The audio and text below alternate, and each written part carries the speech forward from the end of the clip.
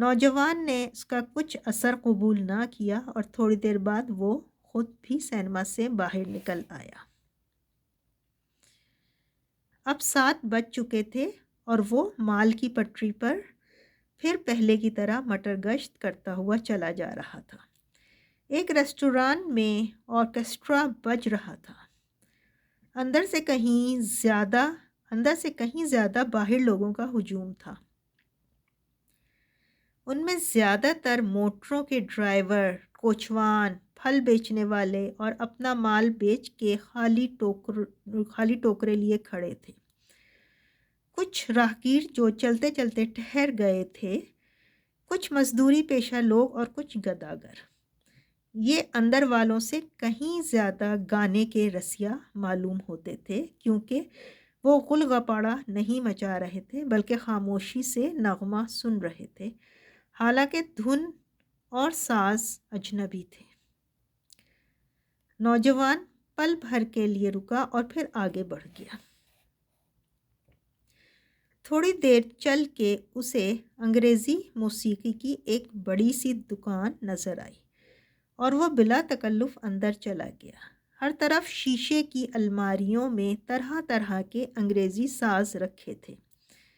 ایک لمبی میز پر مغربی موسیقی کی 2 ورقی کتابیں چنی تھیں۔ یہ نئے چلر گانے تھے، سرور خوبصورت، رنگدار مگر دھنیں گھٹیا۔ ایک مچلتی ہوئی نظر ان پر ڈالی،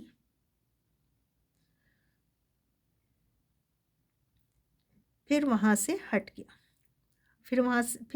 ہٹ آیا اور سازوں کی طرف متوجہ ہو گیا۔ ایک ہسپانوی گٹار پر جو ایک کھوٹی سے ٹنگی ہوئی تھی ناقدانہ نظر ڈالی اور اس کے ساتھ قیمت کا جو ٹکٹ لٹک رہا تھا اسے پڑھا۔ اس سے ذرا ہٹ کر ایک بڑا جرمن پیانو رکھا، اس کا کور اٹھا کے انگلیوں سے بعض پردوں کو ٹٹولا اور پھر کور بند کر دیا۔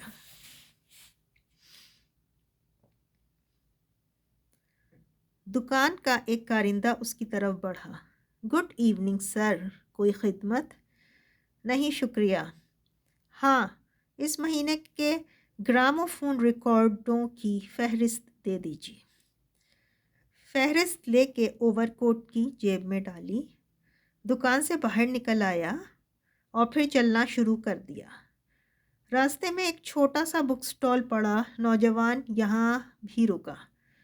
کئی تازہ رسالوں کے ورق الٹے، رسالہ جہاں سے اٹھاتا بڑی احتیاط سے وہیں رکھ دیتا، اور آگے بڑھا تو قالینوں کی ایک دکان نے اس کی توجہ کو جذب کیا۔ مالک دکان نے، جو ایک لمبا سا چوغا پہنے اور سر پر کلا رکھے تھا، گرم جوشی سے اس کی آؤ بھگت کی۔ ذرا یہ ایرانی قالین دیکھنا چاہتا ہوں۔ اتاریے نہیں، یہیں دیکھ لوں گا کیا قیمت ہے اس کی۔ 1432 روپے۔ نوجوان نے اپنی بھووں کو سکیڑا، جس کا مطلب تھا اوہو اتنی۔ دکاندار نے کہا آپ پسند کر لیجئے، ہم جتنی بھی رعایت کر سکتے ہیں کر دیں گے۔ شکریہ، لیکن اس وقت تو میں صرف ایک نظر دیکھنے آیا ہوں۔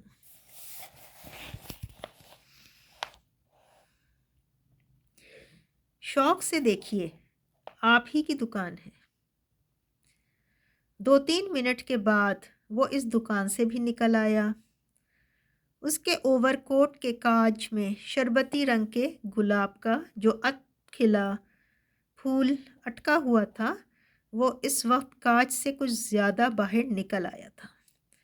جب وہ اس کو ٹھیک کر رہا تھا تو اس کے ہونٹوں پر ایک خفیف اور پراسرار سی مسکراہٹ نمودار ہوئی، اور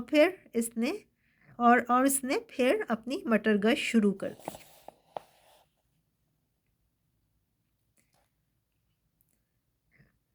اب وہ ہائی کورٹ کی عمارتوں کے سامنے سے گزر رہا تھا۔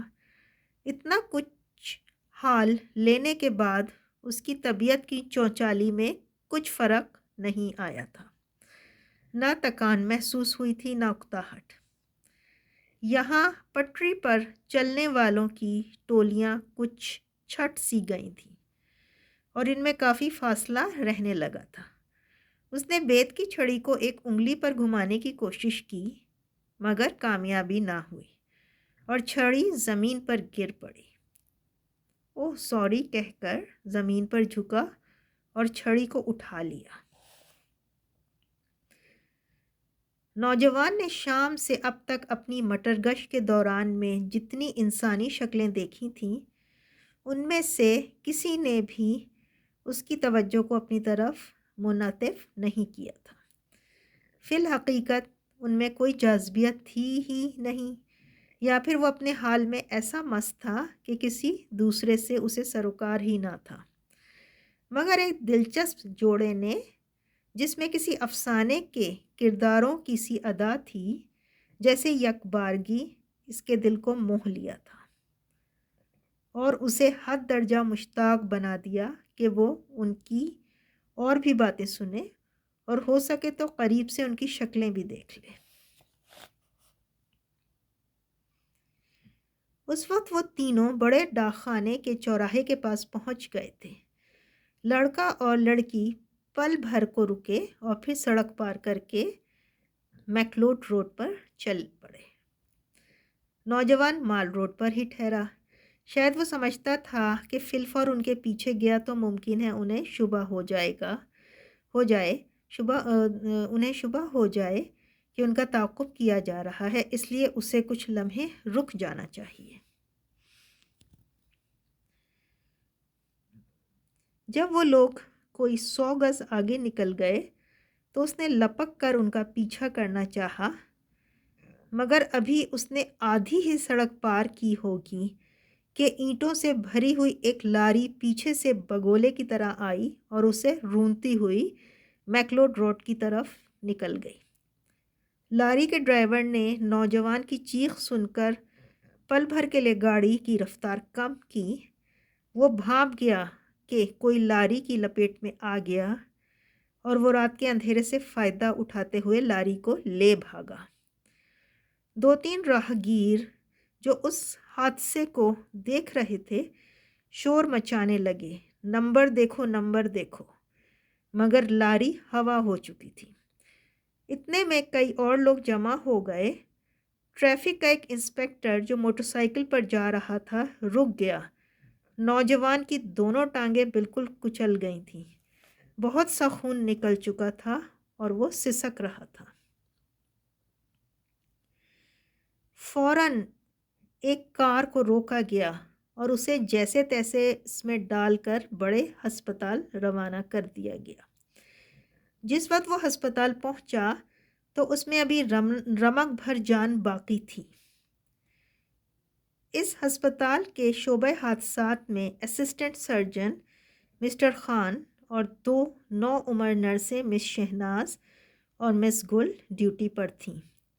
جس وقت اسے اسٹریچر پر ڈال کر آپریشن روم میں لے جایا جا رہا تھا تو ان نرسوں کی نظر اس پر پڑی۔ اس کا بادامی رنگ کا اوور کوٹ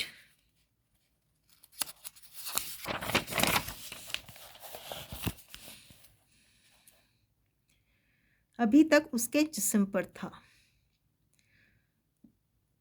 اور سفید رنگ کا مفلر گلے میں لپٹا ہوا تھا۔ اس کے کپڑے پر جا بجا خون کے بڑے بڑے دھبے تھے۔ کسی نے ازراہ ہمدردی اس کی سبز فیلٹ ہیٹ اٹھا کر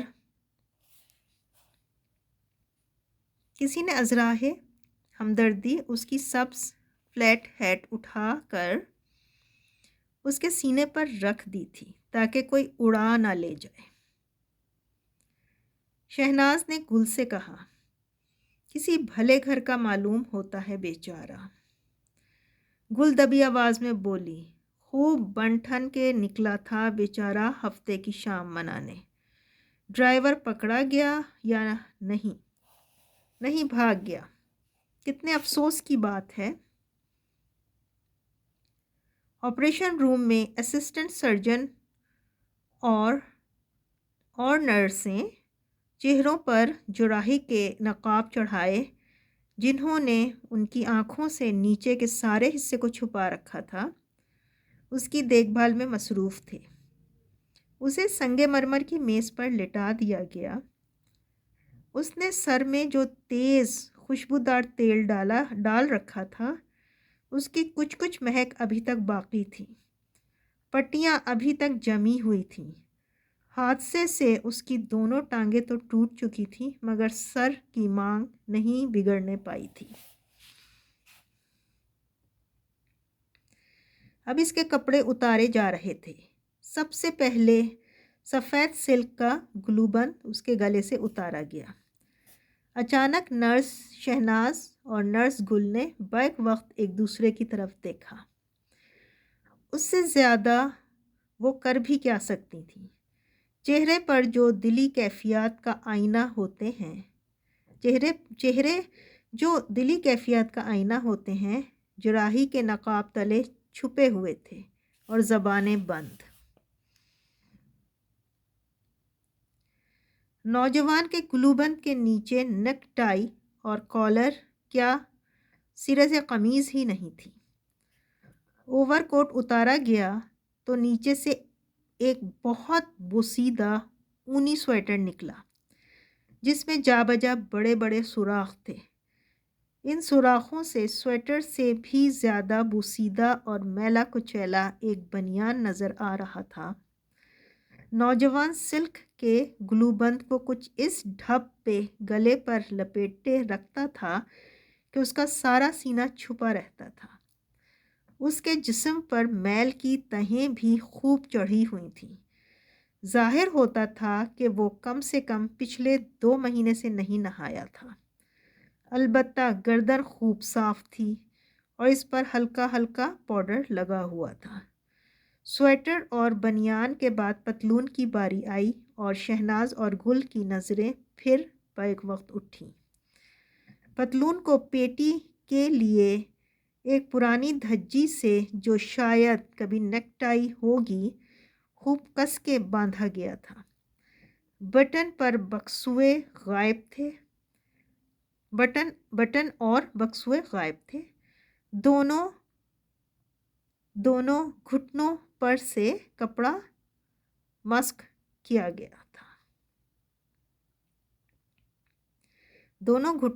کپڑا مسک کیا تھا اور کئی جگہ کھوچیں بھی لگی تھیں، مگر چونکہ یہ حصہ اوور کوٹ کے نیچے رہتا تھا اس لیے لوگوں کی ان پر نظر نہیں پڑتی تھی۔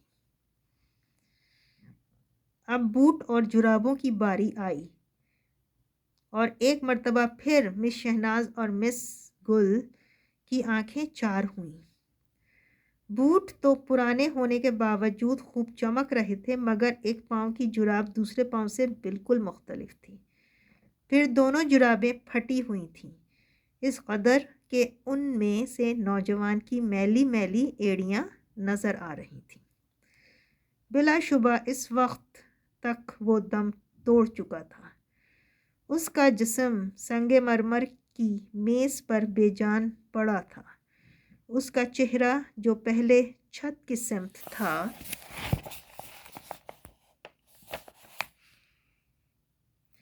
کپڑے اتارنے میں دیوار کی طرف مڑ گیا۔ معلوم ہوتا تھا کہ جسم اور اس کے ساتھ روح کی برہنگی نے اسے خجل کر دیا ہے اور وہ اپنے ہم جنسوں سے آنکھیں چرا رہا ہے۔ اس کے اوور کوٹ کی مختلف جیبوں سے جو چیزیں برآمد ہوئیں وہ یہ تھیں: ایک چھوٹی سا سیاہ کنگا، ایک رومال، 6.5 آنے، ایک بجھا ہوا آدھا سگریٹ، ایک چھوٹی سی ڈائری جس میں لوگوں کے نام اور پتے لکھے تھے، نئے گراموفون ریکارڈوں کی ایک ماہانہ فہرست، اور کچھ اشتہارات جو مٹر گشت کے دوران میں اشتہار بانٹنے والوں نے اس کے ہاتھ میں تھما دیے تھے اور اس نے انہیں اوور کوٹ کی جیب میں ڈال لیا تھا۔ افسوس کہ اس کی بیت کی چھڑی جو حادثے کے دوران میں کہیں کھو گئی تھی اس فہرست میں شامل نہ تھی۔ شکریہ، اللہ حافظ اینڈ ٹیک کیئر۔